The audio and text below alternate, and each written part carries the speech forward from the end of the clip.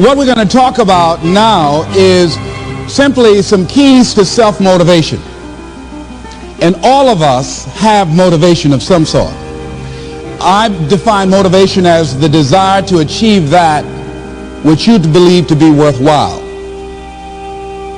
And many people go through life never getting in touch with their greatness because of the lack of motivation to push themselves, or because they have not found something that they believe to be worthwhile to challenge them. I heard a poem once that said, many a flower has bloomed unceasingly and wasted sweetness upon the cold desert air. It's translated, that means simply that many a talented persons have gone unnoticed, and the world never had a chance to be exposed to their talent because that person did not take the time to begin to express or to demonstrate or to motivate themselves in the direction to bring that which they came into the universe to bring. How can you measure your motivation? How can you evaluate where you are on a scale of 1 to 10? Let's do this for ourselves mentally. How do you rate yourself from 1 to 10? Your mental attitude about yourself, how you feel about you, how you feel about life. How do you rate yourself on a scale of 1 to 10 in terms of your physical appearance, in terms of your health? Do you take care of yourself? Are you allowing yourself to get overweight and out of shape? Are you conscious of your health? Are you watching the food that you take into your body?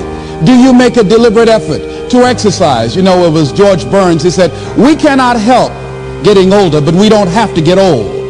And many of us get old before our time because we don't take time to take care of ourselves. Your environment is a very good indicator.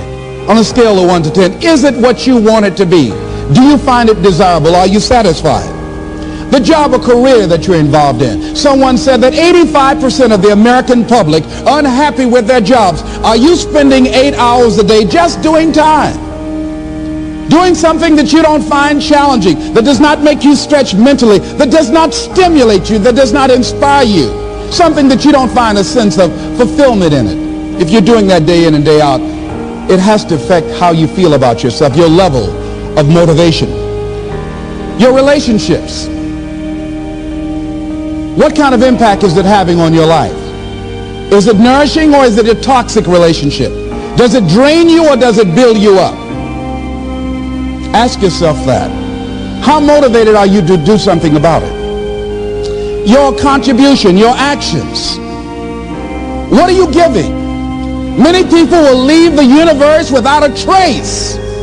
No one will know they were here. And in fact, under their name, we could put under there, not used up. Will anybody know that you came this way? What contribution are you giving? What will you leave? What will be different because you came this way? Someone once said that life is our gift to us that God has given us, and how we live our lives is our gift to God. What kind of gift are you formulating? Is this a gift that you like to take back and do something else before you turn it in? Think about that. What can we do? What are some of the keys that we can begin to use to motivate ourselves when our batteries run low?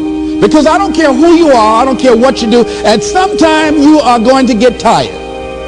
At some time you're going to get in a rut. Seem like nothing you do works out right. And sometimes it just seems like you just don't have the wherewithal or the will to do anything. That sometimes you act like you're punch drunk. You're just wading through life, just doing time day in and day out, looking at non-discriminatory television, anything that's on, just looking. And depressed, feeling powerless, feeling useless, and bored. What do you do? How do you get yourself out of a rut? How do you, when you know you can do more than what you've been doing and you're not doing it and you're discontent with where you are, you get angry at yourself. How do you get out of that rut? How do you motivate yourself? One of the things that we must do is that we must be involved in working on achieving self-mastery. You must work on yourself continuously. Never be satisfied with yourself. Always know that as you invest the effort and time on you, that's the greatest ability that human beings have above animals. See, a dog can't be anything but a dog. Tree can't be anything but a tree. Human being, you've got unlimited potential. You can put effort on you, and by concentrating on you and developing you, you can transform your life wherever you are right now. So you want to work on yourself. You want to read books that inspire you and motivate you. You want to listen to tapes over and over and over again. And I suggest that you listen to tapes when you first get up in the morning. You want to control the spirit of your day. When you first wake up in the morning, your mind is operating at 10.5 wave cycles per second. That's when the subconscious mind is most impressionable. Whatever you hear in the first 20 minutes when you wake up, that will affect the spirit of your day. When you listen to tapes, listen with relaxed belief. Believing that this can happen for you. And by listening to them, listen to them over and over and over again, and you will get a breakthrough. You can listen to the same tape for months, and all of a sudden you hear something you never heard before. It'll have a special meaning for you. Or read the same book over again, and you find some special insight. You said, I can't believe I didn't see that the first time. So you want to be involved in developing yourself. Most people won't do that. Most people won't take that kind of effort and invest that kind of energy in themselves, because they will fall prey to that conversation within. Oh, don't do that. You don't have time. You're too busy. You're too caught up in the rat race. Most people won't do that. Well, they won't take time to go to lectures. They won't take time to go to seminars. They won't take time to go to classes to improve themselves. And as you continue to work on yourself, you will begin to expand your vision of yourself. You begin to work towards self-mastery, and you will begin to see it reflect itself in all the dimensions of your life: your mental life, your physical life, your social life, in your relationships, your monetary life. So concentrate on developing yourself, because if you don't, I guarantee you that you will make a settlement, and most people have, and most of us already have. What kind of settlement have you made with your life? You know, when we make settlements, out-of-court settlements, you've heard them? That means that you decided to take something less than what you originally wanted to get had you gone into court. And the reason that you settled outside of court is because you didn't believe that you can get it. So you made an out-of-court settlement. Many of us are making in-life settlement. We're settling for less than what we actually deserve. We don't feel good about it, but we make it work in our minds. We'll come up with some kind of excuse to make it all right. What kind of settlement have you made with your life? Many of us settle for less than what we want out of relationships because we don't have the courage to change them.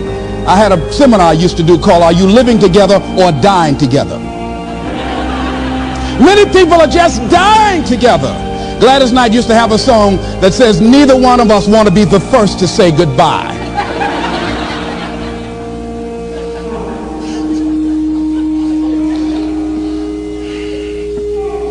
The next thing is, in order to begin to find some keys to self-motivation to drive yourself, in addition to working on yourself, and as you work on yourself, you feel good about yourself, and as you feel better about yourself, you treat yourself differently. Develop a health plan.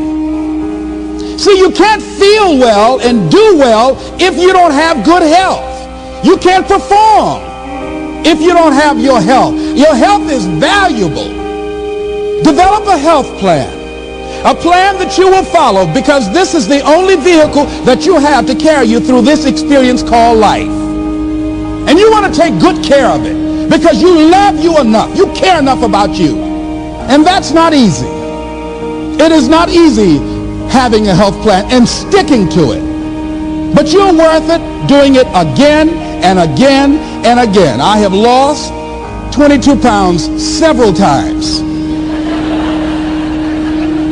I always do it. I love potato chips.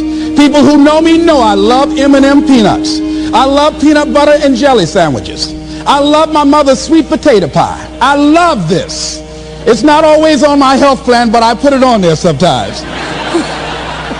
I said, life is too short to go without sweet potato pie. If I go tonight, I want you to slip a slice of sweet potato pie in my casket. And watch the smile on my face. Next thing is, as you take care of yourself, the next key is keys to motivation, to self-motivation. You want to live life with energy and passion. You want to make a conscious effort to be lively. See, in life, you either saying hello or goodbye. You either on the way or in the way.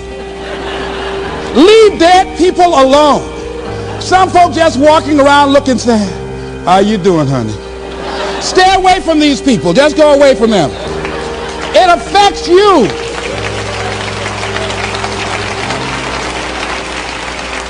You want to smile. You want to be happy. You got a lot to be thankful for. But you watch some of the faces around you every day. And I tell you, some of these faces, they will put you in a depressed state of mind. So you want to avoid these kind of faces. When you see them coming, turn your head. Next thing is that you want to monitor your inner conversations. The things that you say to yourself. You want to watch them, and in watching them, you want to take charge. A friend of mine told me this evening, and she did it excellently. She said, I didn't want to come tonight. I was feeling so depressed. And I said, I'm going anyhow. See, that was the conversation. Oh, you really don't feel like it. You really don't need to do it. You don't really need to read anything. Forget all that. That's that inner conversation. Oh, you don't need to worry about trying to go into your own business. Forget that. You can't do that. What if you lose everything you've got? That inner conversation that stops you from doing the things you want to do less, don't do that. How can you possibly think about being a motivational speaker? You don't have the contacts. You don't have the money. You don't know the right people. You're going to get up there and your mind's going to go blank. Forget all that. You remember that time you got up before some people and you panicked? You stood up and your mind sat down? Don't you remember? And I said, yes. And then I said, shut up. So you've got to learn to stand up to yourself inside yourself. And short circuit, override that conversation that's always going on. 85% of what that conversation will tell you is negative. It's negative. It will tell you you're tired when you really are not tired. It will tell you you can't do it. It will fill you with fear. So you've got to watch that conversation. And when you find it going on, you've got to stand up to it and say, I'm going to do this anyhow. I'm afraid, but I'm afraid not to do it. And I'm not going to let you stop me. The biggest challenge that you will have in life is you. There's an old African proverb that says, there's no enemy within. The enemy outside can do us no harm.